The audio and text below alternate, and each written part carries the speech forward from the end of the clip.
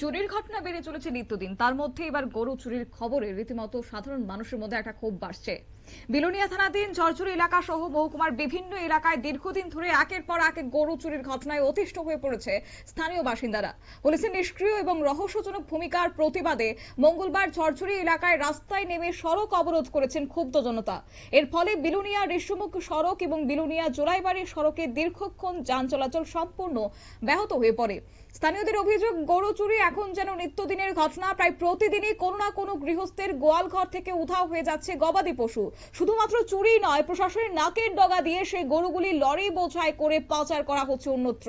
একের পর এক অভিযোগ, সিসিটিভি ফুটেজ, এমনকি অভিযুক্তদের নাম ঠিকানা বিলোনিয়া থানায় জমা করা হয়েছে, কিন্তু এত কিছুর পরেও এখনো পর্যন্ত কাউকে গ্রেফতার করা হয়নি বলে দাবি এলাকাবাসীর। কি উঠে আসছে অবরোধকারীদের পক্ষ থেকে, শুনুন।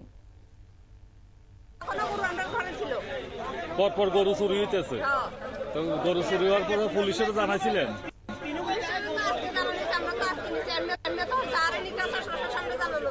হ্যাঁ, এরপরে এখন কি করছেন আপনারা?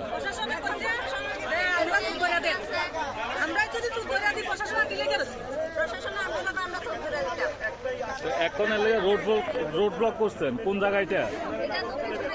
দক্ষিণ শোনাইছে আমরা ঢাকাতে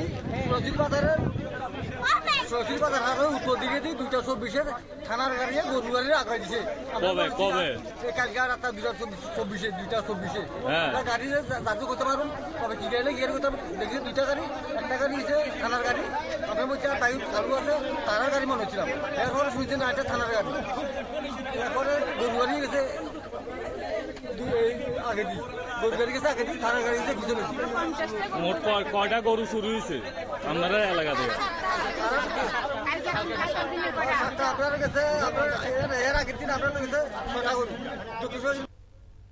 আপনারা শুনলেন, অর্থাৎ দীর্ঘদিনের ক্ষোভ কিন্তু আজকে পঞ্চীভূত হয়েছে এবং তার বহিঃপ্রকাশ হয়েছে এলাকাবাসীদের মধ্যে। যেহেতু আজ ঝড় বৃষ্টিকে উপেক্ষা করে তারা রাস্তা অবরোধে সামিল হয়েছেন, দীর্ঘদিন ধরে তারা দাবি জানিয়ে আসছেন এবং অভিযোগও জানিয়েছেন থানায়, তারপরেও কোন রকমের কার্যকরী ভূমিকা গ্রহণ করা হচ্ছে না। একের পর এক গোয়ালঘর থেকে চুরি করা হচ্ছে এই গরুগুলো, এমনই অভিযোগ তারা তুলেছেন। তবে এই অবরোধ চলাকালীন কি দৃশ্য উঠে আসলো দেখুন। बात ये साहब, आप लोग किसका प्रोटेक्शन दे रहा है? पब्लिक को दे रहा है, आम जनता को दे रहा है ना चोर को दे रहा है? किसका दो रहा है? जो चोर चोरी कर रहा है वो क्या अंडरवर्ल्ड का डर है क्या?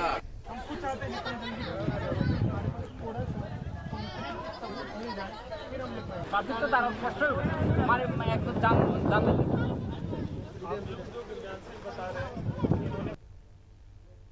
আপনারা শুনলেন তাদের অভিযোগ এবং আরো গুরুতর অভিযোগ যেটা, যে স্থানীয়দের দাবি অনেক সময় বিএসএফ বা পুলিশের হাতে গরু বোঝায় সন্দেহভাজন গাড়ি আটক হলেও রহস্যজনকভাবে অল্প সময়ের মধ্যে সেগুলি আবার থানা থেকেই ছেড়ে দেওয়া হয়।